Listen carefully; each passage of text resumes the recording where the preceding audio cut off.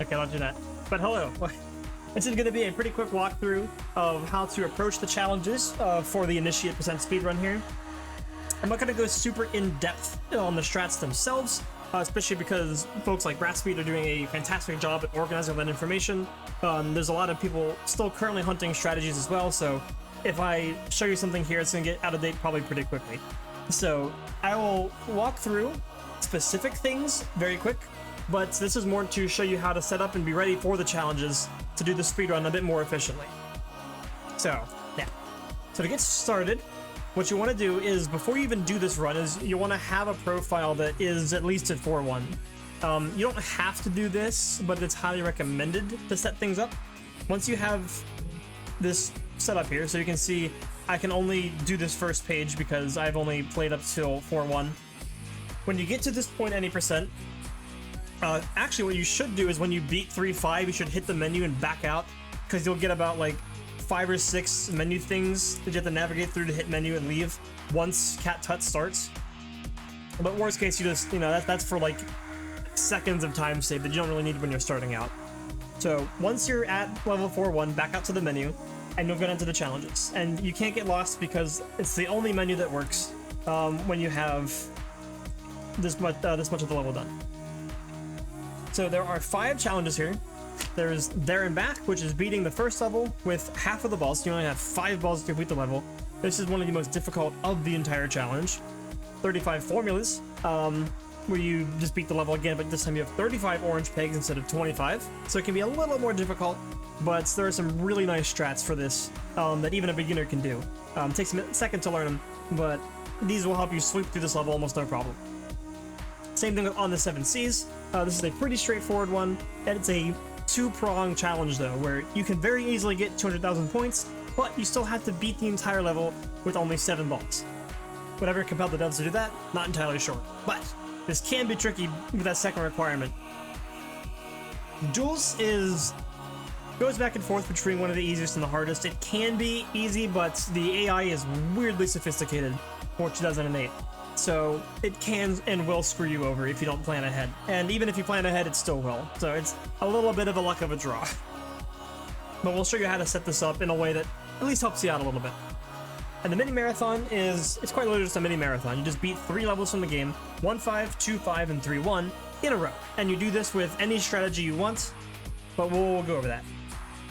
So first thing, you can see on my setup here, I currently have these coordinates displayed. If you've never seen this before in Peggle, it's very easy to set up. You just do Control-Alt-D in one click. So here, I'll turn them off so I can try to set up. Hello? Okay.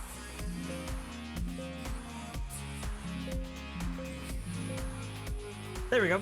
So, the ordering is very strange. So, when they're off, you hit Control-Alt-D.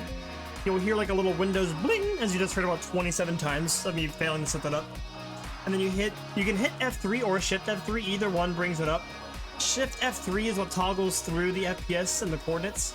So you can have them off, hit Shift F3, hold it up, or just hit F3. And if you see the FPS counter, you can toggle between them using Shift F3, like this. Now, important to note, you obviously cannot have this on during a run. That is cheating, because one of the strategies that people use in Peggle speedrunning is pixel shots, where you aim at a specific pixel to get the same shot every time. This can lead to some very wicked shots on like a very quickly noticeable peg in the background, or a very pixel in the background, but there are a lot of shots that are beginner friendly for pixels. So pixel shot is a very broad encompassing term of the strategy, but ones that I'll show off here are very easy to do, very beginner friendly. They take a second to learn, kind of get used to them, but do not fear the pixel. Every shot you take is a pixel. But yeah, like I said, yeah, you can do this in practice. Obviously, there's nothing stopping you. It's how we even learn strats and do this ourselves. But you cannot have it on during a run that counts. You can do a run with them on, but you can't submit it to the leaderboard for that obvious reason. So, no shame in using this as a guide to help you out and learn these shots here. So I'll have it on for this, but remember that it won't be here for your run. Now, without further ado, we will show this out. So, There and Back, like I said, it's the first level, and you start with 5 balls. So you normally have 10, but this time you only have 5. So the way that we get around this is there's a couple different ways to approach this. I'm going to show the one that I use. I think it also is pretty beginner friendly in the way that you line everything up. So first off, to note, just a quick bit of terminology if you're not already familiar. You may or may not be. This is from Brassbeat's Guide to Peggle Deluxe 90%, one of the many guides to help you out just with Peggle in general. Where are you? Here. So you have what is called a bucket timing. So in order to beat this level with 5 balls lets, you have to get a lot of free balls back as you're playing, because you're playing the level normally with half the balls. So this is a guide here to show you the reference that we'll be talking about. Basically, imagine the left side to the right side being 0 to 10, and the bucket moves left and right across. I'll show you here, the bottom of the screen. And then you count from 0 on the left, 10 on the right. And these strategies will have a timing like +2, -0, a little squiggly tilde around 0, basically indicating that is where you want the bucket to be at the time you take the shot. You know, frame perfect. Like if it's +2, you'd shoot here, roughly. It's pretty hard to get it exact, but the bucket's pretty wide, so you should have a good shot at getting it in there. And then also, every time you have a minus, so like -2, it's moving left, and if you have +2, it's moving right. So to do this challenge, these strategies I believe are made by Britcha. There's a lot of strats that many people have come up with, so I'll try my best to properly attribute. So when talking about these pixel shots, as I said before, if you aren't familiar with them, they sound scary. They aren't too bad. Let me pull up here. I'm actually gonna reset till we get a blue, so it's a bit easier to show it off. Basically means that you're just aiming at a pixel, right? So for reference, one of these very bright pixels inside the peg here, this is called a glint shot. So you can see it on the left there in like your real view, and I have this kind of close-up view in the center here. The glint shots are one of the easiest pixel shots because it's a very bright reference point to aim at, and unless, you know, it's kind of harder when they're orange to see, especially when they're green or purple, it's even more difficult. But for the most part, they're very easy to line up. The tip of the cursor will always be on the coordinate you're looking for. So for example, if I want to use this glint shot here on this brightest spot of the peg, this is coordinate 129, 380. So the strategy will be pixel shot 129, 380, and then you aim there. I highly recommend, if you have a lower mouse sensitivity, you can, or if you have like a DPI switch, you can lower your mouse sensitivity if you have to aim this to get like really precise movements. There also are mouse keys. I don't use them myself because my keyboard is a little bit weird with them, trying to tap the mouse key and move a single pixel every single time. Your keyboard may work that lets a mouse key, you know, move one tap, one movement. I myself just use the mouse and just very careful, precise movements to try to line them up. So it's definitely takes some time getting used to, but it's very much worth it. So the strategies for these are 3 of these pretty easy pixels. They're offset pixels, so you line them up somewhere and then you move a little bit off of it. But thankfully for these, they aren't too bad. So the first shot is going to be this bolt down here. There's several of these bolts. You see like up here, the Voltron has 2, the meter has 2, and there's some more on the bottom as well. You're going to aim at this bottom one, and then you see that bright white speck.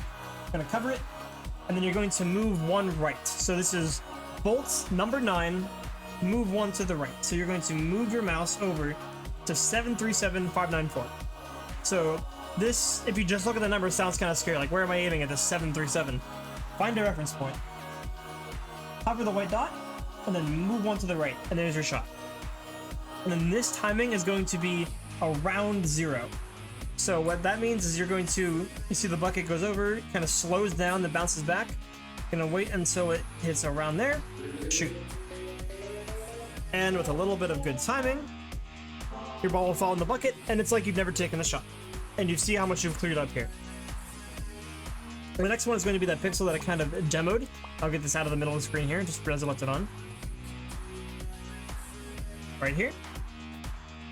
This 129, 380 is a glint shot, straight on the glint. This timing is going to be around -2 to -3. Now this is a little, yeah, okay. So for some reason, I struggle to see like the -2s and -3s. So that is not a good show off of that here. So I'll just run it back real quick. Let's see, here's our lineup. Move, shoot. Aim this again. 1, 2, 9, 3, 80. And then you're going to go around -2, -3. And like I said, yeah, for some reason, there we go. Okay. So yeah, myself, I struggle with like the -2s, like 2, 3, 7, and 8. When the bucket's moving the fastest on those edges, I struggle with those timings. And the last shot is going to be up here, this bolt number 1 on the Voltron. You're going to, again, just barely cover it. So not barely cover, you are going to cover the tip of the bolt with your cursor and move one to the left. So similarly to the one on the bottom right, where you cover the glint of the bolt, a lot of terminology there, cover the bright spot in the bolt, move one right. Up here, you move one to the left.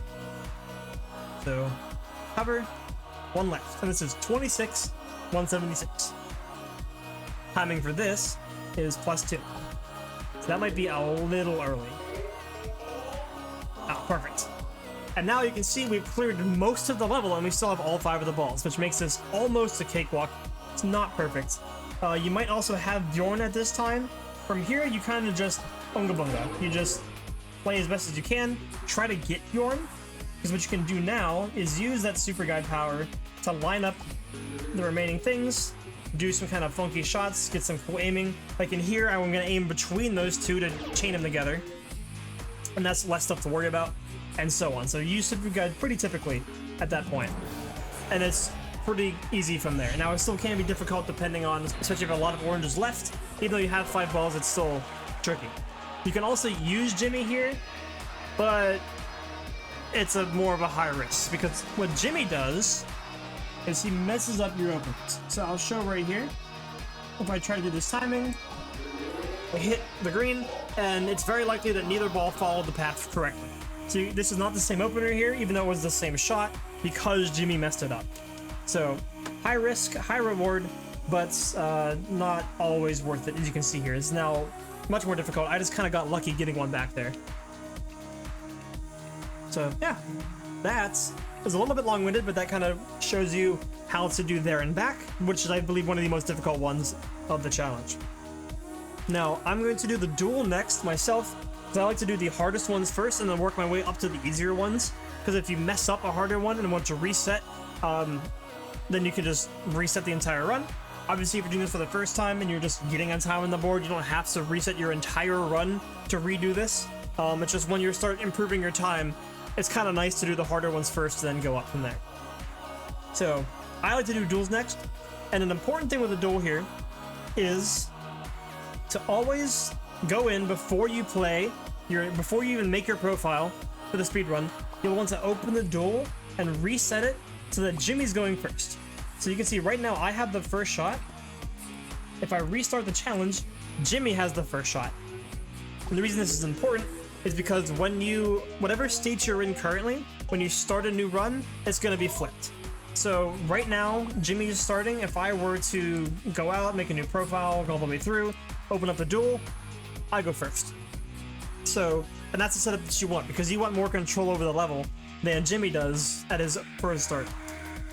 There are some more like really advanced duel strats where sometimes you want the AI to go first to get the fever meter up for more points yourself, but this one is straightforward enough that you should just go first, because you can do a really cool opener here to get an advantage.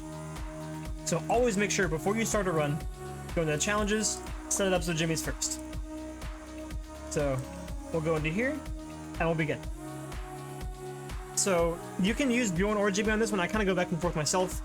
But what you want to do here, there are 2 different strategies here. There's one very difficult pixel right here. This 142-412. This is this pretty advanced strat you line up here that can work, but it is more recommended, and actually this is the strat top runners do, is a glint shot right here in the center, down 1. So this right here, 388, 372. What you line it up is on this glint, so do your glint shot here, and then just move the mouse down 1. I'm not familiar with the timing on this myself, but for the most part it doesn't matter, because you're just trying to get as many points as possible as compared to getting a free ball in this one. This timing does not look super fast, but what's important about this one is with a duel, you're trying to win off of points. So this will get the entire slide at the bottom, and you can see right there you got an extreme slide, 5,000 points, and if you're lucky, you'll get an orange attack, which is 300, 500, that, yeah. It's a lot of points. 5,000 points from both of those. So you can see in the lead here, I'm already with a sizable lead over Jimmy. And from here, you pretty much play the level as you would. Some kind of pointers of note with dueling is they are very good at comboing. So if you have a generation like this, Jimmy is going to very likely see, he's going to see the purple here, and he's going to try to do something like this. Actually, I'm going to try to show you. I'm going to whiff myself. He's very likely going to go into here. Okay, I didn't say they were super smart, but they'll pull some pretty wild stuff. So ideally what you want to do is you want to break up the level in a way that kind of removes as many combos as possible, and you might be getting them yourself. So you can see up here, this is a pretty weird looking thing here. There's a couple oranges, but I see a lot of opportunity for points down here. I'm actually going to, myself on this one, risk getting into there. You could, maybe I'll hit here. Oh, see, okay, that didn't pay off super well because now I left all this down there for Jimmy, who is not really showing off his power super well. He's hiding. He knows he's being recorded. But trust me, if you watch any speedrunner doing this, you'll know that he can pull off some weird stuff. So, I will go in here. I will miss the oranges. Aha! See, he didn't do super well there either. So, unfortunately, if you do miss any oranges, you will lose 25% of your points, as you just saw there. Yeah, so this has been a kind of a funny duel here to show off. Importantly, also, you have to remember we both have one ball left now. If you, actually, I can probably try to show this off here. So a way to help make sure that you win a duel is if you're in a situation like this where you both have one ball left and there's two oranges. I'm going to throw, because the odds of Jimmy getting both of these are very... And there you have it. So,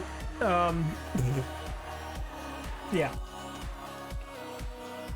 So, let me set it back up again. So yeah, that can happen.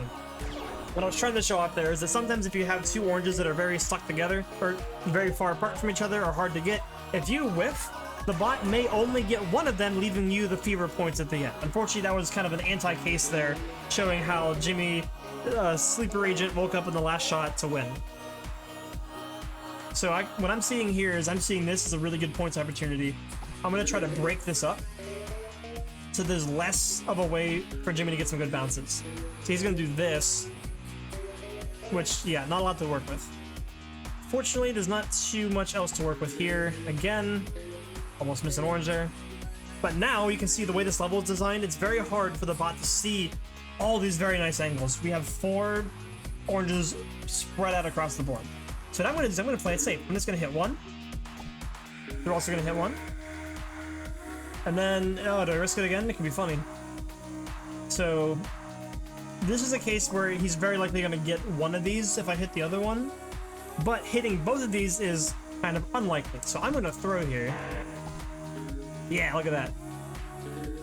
And now I can guarantee myself the win. So anyway, that's how you play the duels. We don't have to do that at the end, but it can be helpful if you're in that situation. But for the most part, you're just trying to max out your points, break up combos so that I can't get them. Now, I like to do the mini marathon next. This one is pretty straightforward. You're just playing the levels. So I'm going to go through the strategies here. I'm not really going to talk about them in a lot of detail because you can read up on them yourself more specifically in the guides. But I'm going to do a pixel shot there to grab this. And you're just playing through the levels. Important to note that if you're familiar with the micro zen mechanic, you won't have it here, as far as I know. So, because you're not in adventure mode. At least for 1.5. I also highly recommend just using Bjorn for this. You can use Jimmy. Jimmy is a high risk, but can be a good reward. but he does make the levels more difficult in not being able to use all your openers. So, nice free ball there. Okay. So what happens is you beat this level, and then you have to go on to the next one. Now, in this, there is a long series of picture slots you can do that are not that bad. They're a little scary, but they aren't too bad. I'm going to go through them myself, but there are also tap variant versions of these where you say, like, I believe it's like R5, where you go all the way up to the right, tap left 5 times, and so on. I know Satan herself has a document that has the tap strats currently, which is pretty nice for beginners. Picture shots can be more difficult. You can see here I'm going to be doing a more advanced one here. Get this slide. Another one here. And another one here. So this is a long series. This level's a bit cooked in terms of its strategies. There. And then because you have Bjorn, I have a lot of weird angles here that are pretty spread out. I can use the super guide to help me with this. Also, in general, because there's a lot of blue in the way, the nice thing about the super guide is you can clear your oranges while also clearing the blues pretty consistently. I probably should have used something down here. It's a little awkward. Gonna try to get some cool bounces. That works. It's a little sketchy, actually. Yeah. Lock in. Uh-oh. Okay. So we're gonna free ball here.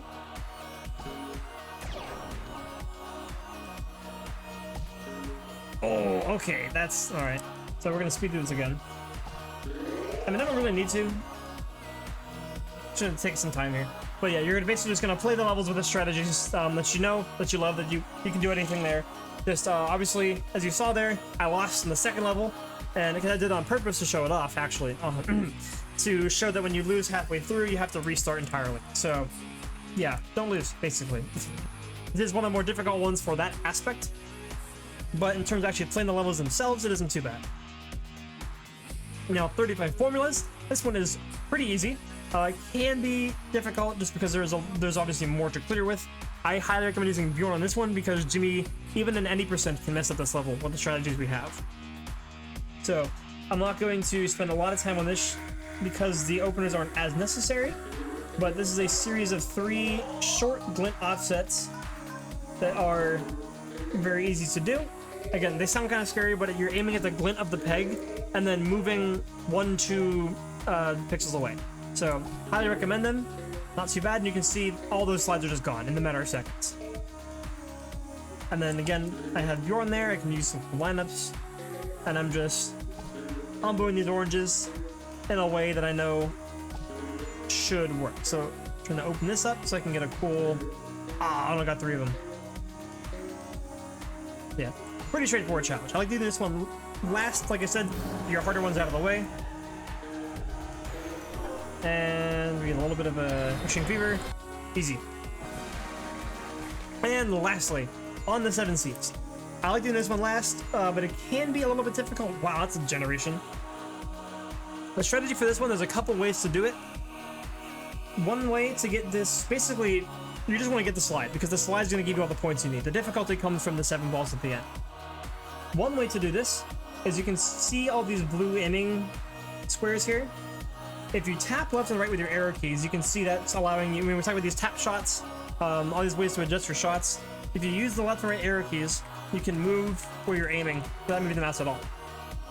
If you aim so that the 4th one disappears, so I'm kind of tapping around right here, the coordinates down here are irrelevant. Like I could go here and move all the way over if I really wanted to. You know, like wee. Okay, and that pixel shot is now irrelevant because I'm not even aiming it. So I'm actually just gonna turn them off. So you want to go up until the 4th square disappears, and then tap one more time. So you can see here's where it disappears. Disappeared. One more tap. And then this shot, it has, I'd say, maybe like a 85% chance of working. It's a little bit different every time for reasons I don't know if we fully understand. Something to do with the way that these aren't perfect rectangles. Yeah, you can see it was a little bit different the way that played out here. And yeah, I got a different shot down there. And I believe there's like 1 or 2 of these that get stuck or don't bounce right. So it's a little risky to do. You know, there's a little bit a little easier to aim, what I recommend doing is a pixel shot, which is, again, not very bad. It's a glint offset. It's just going to be this shot right here, or this glint right here, and you go up 1 pixel.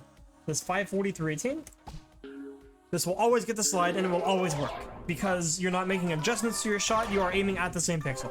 So, guaranteed slide from doing that, and again, it's not too bad set up there. And you can see here, I already have 228 points. I don't even know if I had the purple on that slide. Okay, so I did have the purple on this slide, and I did get, I get 2 extreme slides, you get your orange attack. It's very easy to get these points. Even if you don't get the 200,000 on this slide, you will more than likely just get them throughout playing the level. Again, the difficulty just comes from clearing the level at the end. So I recommend using Bjorn because the super guide will help you with these longer shots or these kind of wonky angles you need to make. Recommend getting the fever meter up so that way you get, when you have these combos, like I'm not going to do anything in the top left, or sorry, top right now, because I have a couple oranges up here. I'm going to focus on clearing out these bottom ones. Yeah, this angle, this slide sucks. Just not being able to just barely get that one. I'm going to try to get that fever meter up so when I do combos, I get more points. So I'm going to kind of play around that. Go full left, kind of a shot to get stuff up here. And aim there. Boom. And then it's kind of clear from here. Thankfully, I just ended up getting a lot of good shots. It was an easy clear. But this can be difficult. You can be in a lot of positions where maybe there's not a lot of oranges in the slide and so on. It makes it difficult to complete. And there you have it. So, like I said, yeah, I kind of went more in depth on the pixel shots for there and back because they're more important there. The other ones, you can pretty much use any strategy you want. I showed up the ones that I do and I recommend. But more details about specifically how to pull those off can be found. I'll put documents in the description where everyone's posting all their strats, or just run the Peggle Discord, or just watch someone else's run. Just copy what World Record did for easy win. But you know the deal. But yeah, thanks for watching. Happy to show this off, even though I'm not the Peggle Knight speedrunner. I'm not known for it, but happy to help give the pointers here, and happy to have you in our challenge. Let's get to 50 players.